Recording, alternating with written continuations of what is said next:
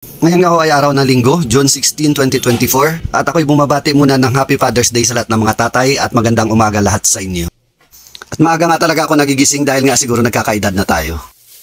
Opo, tama yung narinig nyo, nagkakaedad na tayo at wag natin ikakahiya, baka sabihin ni Lord itigil na natin ang edad nyo kung mahihiya kayo. At bumili nga po ako ng suman o butong kung tawagin sa amin to. Ito nga ho ang binili ko ngayong umaga dahil isa to sa paborito at namimiss ko na to.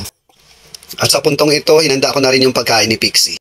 Siya nga po yung aking partner sa almusal dahil tulog pa ang mga kasama ko dahil nga naman sobrang aga pa naman kasi. At ay nga ho ng manok at dog food dahil healthy ito para sa kanya. Kunti nga lang yung hinahanda kong pagkain ngayon sa kanya dahil diet siya dahil nagmumukhang baboy na siya.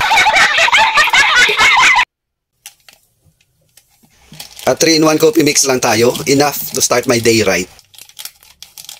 Just set your mind to be happy always para good vibes lang lagi. At binuhusan ko na nga ng mainit na tubig tong aking kape ng mamekos-mekos na. Mamekos-mekos para yung almusal ko ay maumpisahan ko na.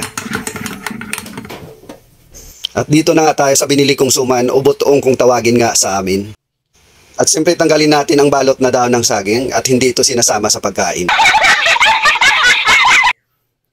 5 pirasong ang binili ko dahil alam na alam ko na to kung paano hatiin.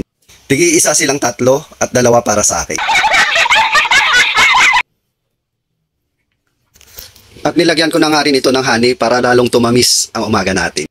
At hindi nga lang para tumamis kundi maging perfect partner na rin sa kaping hinanda natin. At habang nga nilalagyan ko ng honey itong aking butong, nag-iisip na ako kung ano pa ang susunod kong sasabihin. At heto na nga, binigay ko na kay Pixie ang kanyang pagkain. Sit muna Pixie. Pray. Lord, thank you po sa food ni Pixie. Amen.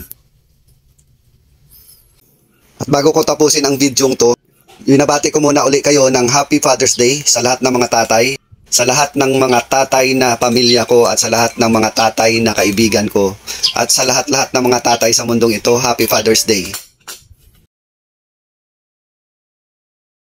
Okay guys, hanggang dito na lang muna. God bless everyone. Maraming salamat sa panonood. Sana nag-enjoy kayo.